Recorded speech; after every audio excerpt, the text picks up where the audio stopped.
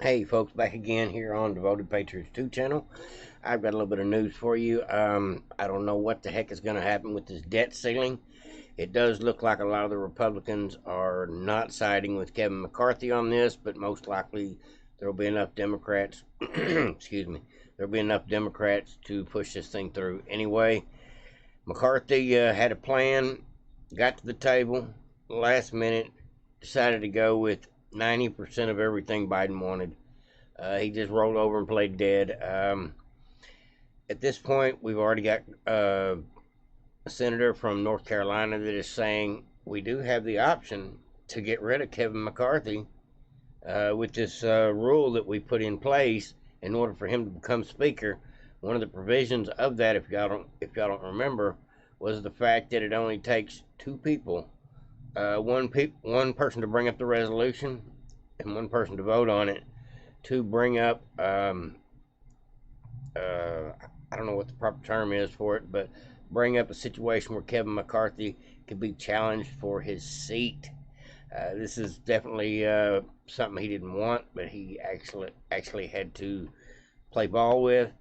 And now people are starting to talk about it, saying if he takes this debt deal with Biden, it'll be the last thing he does. And that's where several people are getting to. Seems like the Republican Party is starting to coalesce.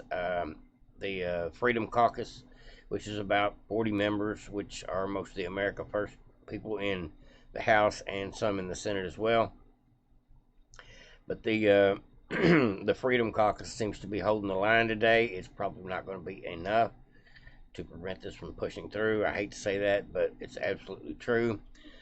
Kevin McCarthy needs to start over, get the Senate to throw a bill at him in order to come up with some different solution. But giving Biden everything he wants is not the best answer. Now, if Kevin McCarthy can't get Biden, why Kevin McCarthy is basically holding all the cards. That Biden was on a time crunch. Kevin McCarthy's not. Just depending on how you look at it.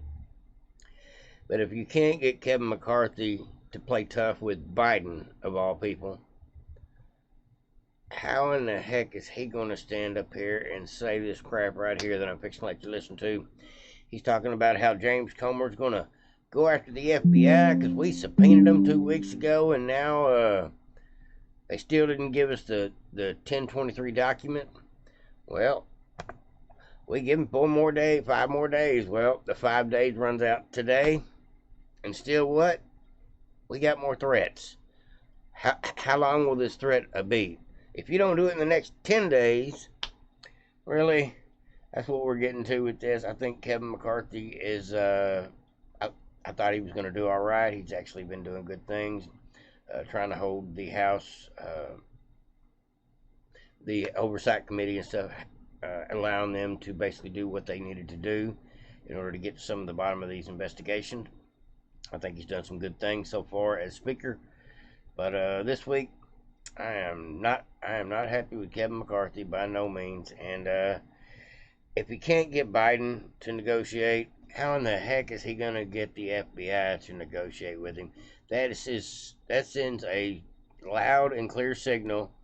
We ain't listening to you. We don't have to pay attention to you. Now, I hate to say that because that is probably the truth of the matter. Now, when they say they're going to hold the FBI in contempt of court, is that a fine? Is that jail time? Is that a referral to the DOJ, which equals no jail time? I don't know. It kind of pisses me off. But let's go ahead and get into this video right here. And I've got a video of Trump that I'll play for you here at the end, of Trump throwing down some of the things he's going to do on his first day in office with some executive orders. Stick around to the end, folks. It's a good one. Trump has got some great ideas. Comer subpoenaed the document that he's requested. We have jurisdiction over the FBI, which they seem to act like we do not. I personally called Director Wray and told him he needs to send that document. Today is the deadline. So let me not just tell you, let me tell Director Christopher Wray right here, right now. If he misses the deadline today, I am prepared to move contempt charges in Congress against him. We have jurisdiction over this. He can send us that document. We have the right to look at that, Republicans and Democrats alike in that committee. And if he does not follow through with the law, we will move contempt charges against Christopher Wray and the FBI. You know what he says? They are not. Now, will that happen at midnight tonight? Will that happen yesterday or tomorrow?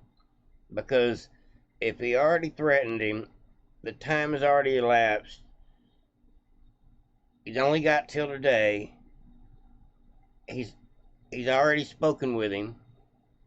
Said today is your day, but he's still got to come on the news to let the American people know today is the day. Now let's see how the FBI handles this. I think that's probably the smart thing to do, is to let the American people know that the FBI is not only corrupt to the core, but they are refusing to cooperate, considering and incriminates what they've been doing to us for the last God knows how many years. Let's get back into it. Not above the law. Oh, that was it, folks. FBI is not above the law. You'll have to prove me. You'll have to show me some proof of that at this point, because at this point, I think all your three-lettered agencies have done run amok with the legal system. They don't pay for their crimes. There's no doubt about it. Says President Trump, on day one with my new term in office, I will sign an executive order ending the automatic citizenship for children of illegals. I'm going to go ahead and play the video.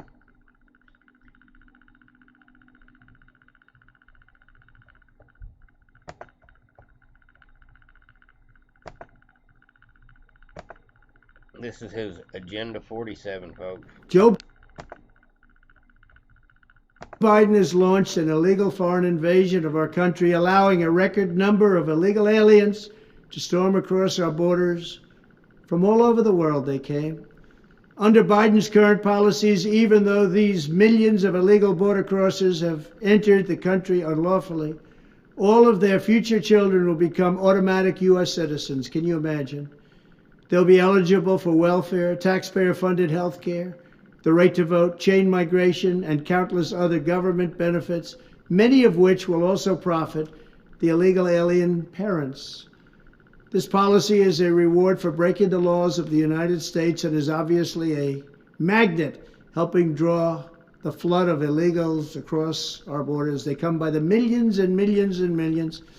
They come from mental institutions. They come from jails, prisoners, some of the toughest, meanest people you'll ever see.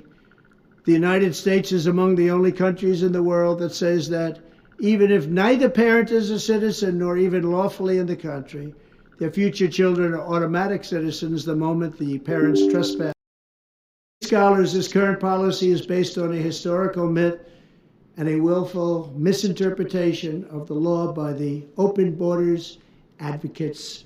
There aren't that many of them around. It's amazing. Who wants this? Who wants to have prisoners coming into our country? Who wants to have people who are very sick coming into our country? People from mental institutions coming into our country?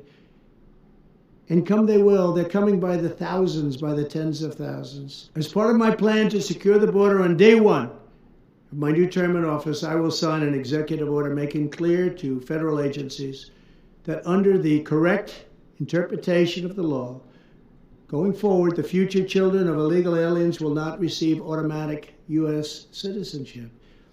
It's things like this that bring millions of people to our country, and they enter our country illegally. My policy will choke off a major incentive for continued illegal immigration, deter more migrants from coming, and encourage many of the aliens Joe Biden has unlawfully let into our country to go back to their home countries. They must go back. Nobody could afford this. Nobody could do this. And even morally, it's so wrong. My order will also end their unfair practice known as birth tourism, where hundreds of thousands of people from all over the planet squat in hotels for their last few weeks of pregnancy to illegitimately and illegally obtain U.S. citizenship for the child. often to later exploit chain migration to jump the line and get green cards for themselves and their family members.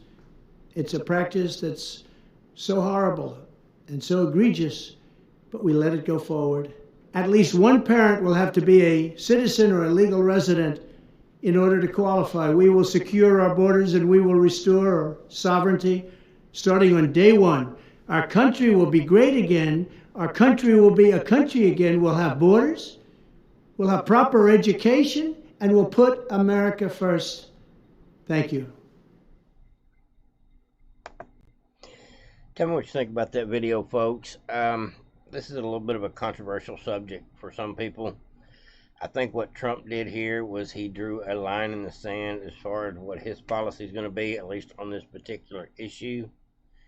Now, what this will do is this will cause all the other candidates, like Ron DeSantis especially, and probably even Robert F. Kennedy and Vivek and a couple of the others, Tim Scott, they will weigh in as well on this because of the way Trump laid this out. Some of them may go a little more in agreement with Trump, and then some may say this is a horrible idea. Tell me what you think, folks, in the comment section down below. I don't know if there is a right way to go about getting our country back from all these people that have poured into this country illegally. I don't know what the solution is to that. Trump does have some big plans, though, and is definitely going to rock the boat. So tell me what you think in the comment section down below. Is it the right thing to do? Is it going to be good for Trump?